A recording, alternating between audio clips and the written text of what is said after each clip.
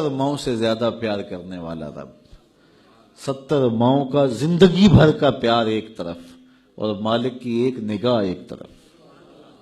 اللہ اکبر! کتنے کتنے نکمے اور کتنے کتنے سرکش، متکبر اور کتنے کتنے بدکار، لیکن اللہ ان کا رزق نہیں روکتا، ان کا پانی نہیں روکتا، ان کی آکسیجن نہیں روکتا۔ وہ اگر چاہ لے کہ میں ان کو مجبور کر دوں تو 1 سیکنڈ بھی نہ کوئی نکال سکے۔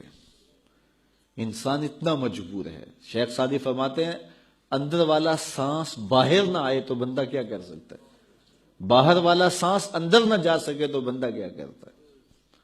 نظام انہضام ٹھیک نہ رہے، کوئی چیز حلق سے نیچے نہ اتر سکے تو کیا کر سکتا ہے؟ اس کا پیشاب رک جائے تو اس کو دن کو تارے نظر آ جاتے ہیں۔ انسان تو ہے کیا؟ تجھے ناز کس بات پہ ہے؟ ما غرک بربک الکریم، تجھے کس چیز نے مغرور کیا ہے؟ تیرے پاس ہے کیا؟ دولت، حسن، جوانی، اقتدار، صحت، وہ چیز تو بتا کہ جس پہ تجھے ناز ہے۔ اس کی توفیق کے بغیر تو ایک قدم نہیں چل سکتا، تو سانس نہیں لے سکتا، تو پھر ناز کس بات پہ ہے؟ غرور کس بات پہ ہے؟ اور اسی کا در چھوڑ کے بھاگ گیا جس نے تجھے زندگی دی، اسی کی دہلیز سے بغاوت کر گیا جس نے تجھے تخلیق کیا، اسی کے حکموں کو توڑ رہا ہے جو تجھے زندگی کی ساری بہاریں بہم پہنچا رہا ہے۔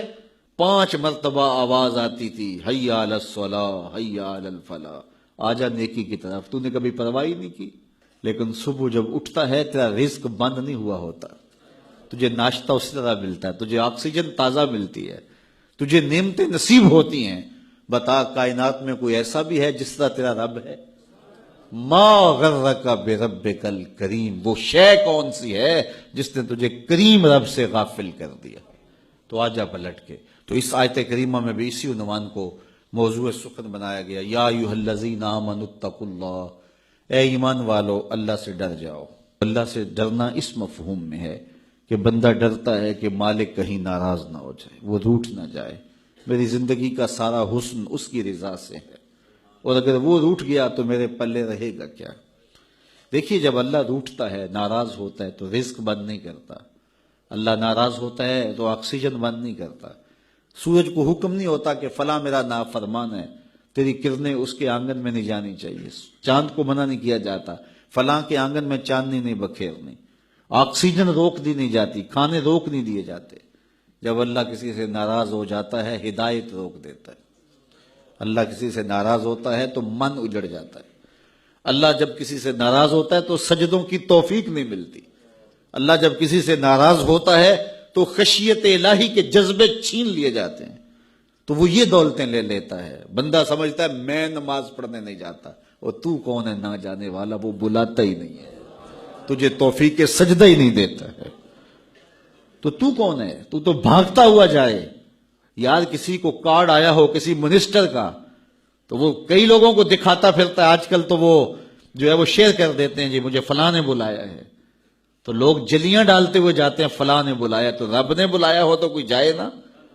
او میاں تجھے اس نے پھر بلایا ہی نہیں، تیرے سے ناراضگی ایسی ہے کہ تیرے کانوں سے آواز تو ٹکرائی ہے لیکن تیری روح تک نہیں پہنچی، اس نے روک دیا ہے راستے میں۔ اللہ فرماتا ہے کہ ہم ان کے کانوں میں پردے ڈال دیتے ہیں، ان کی آنکھوں پہ پردے ڈال دیتے ہیں، ان کے دل پہ پردے ڈال دیتے ہیں۔ تو بندہ کہتا ہے میں نہیں پڑھتا، تو کون ہے نہ پڑھنے والا؟